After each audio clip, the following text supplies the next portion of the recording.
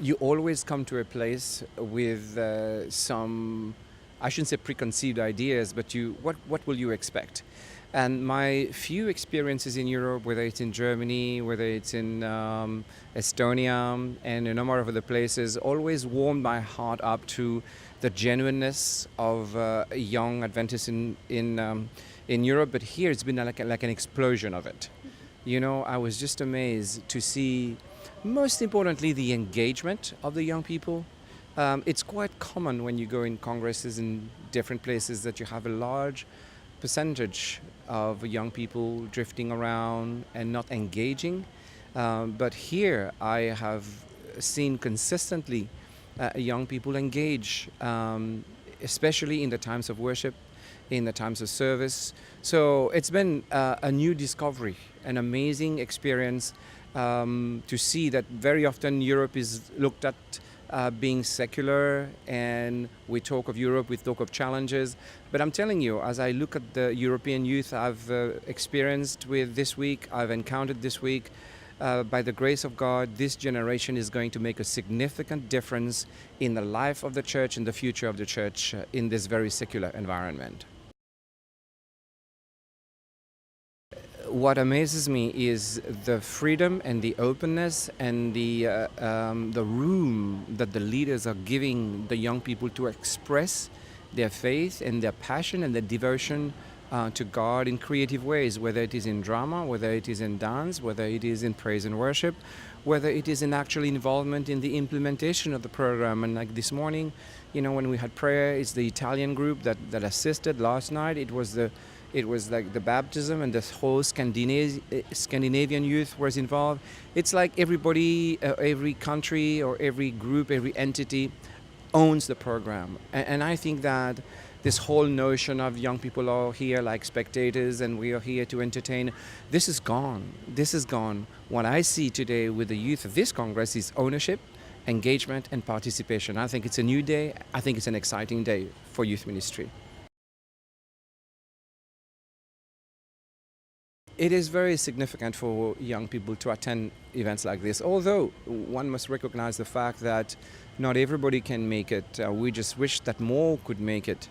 But at the end of the day, we are a world organization. We are a geographical organization.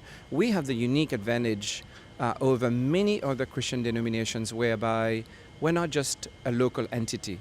We're not just like just a one church in one locality in one part of the world. And so we are part of a global movement. We are part of a regional movement. And it's amazing when young people come together like this and catch the vision of the fact that they are part of something big. It's amazing to know that their lives count for a global purpose. And also, I think one of the greatest things that happens in environments like that is just a networking that takes place, you know, and the ability to express in a very real way in a world that is divided, in a world that is conflicted, and to have Germans, Italians, French, British, Spanish, all to come together as an expression of the power of one, as an expression of the fact that in this fragmented world, it is possible to be together, it is possible to live together, it is possible to worship together, and it is possible to serve together. So, you know, and maybe, I don't know, there could be all kinds of other possibilities of networking, relationships being built. Why not?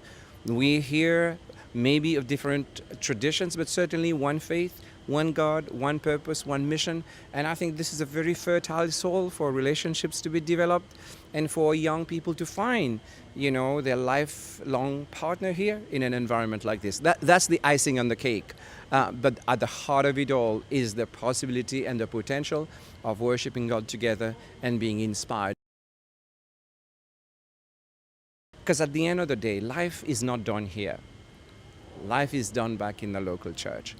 And I trust that young people will not look at this as a memory that they will tuck at the back of their minds, but that this event will be more like a starting block, more like a springboard into a new life of devotion to God, a new life of service, and a new life of commitment to God's church.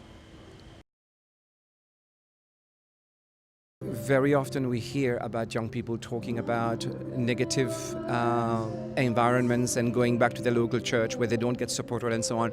I want to say this to young people.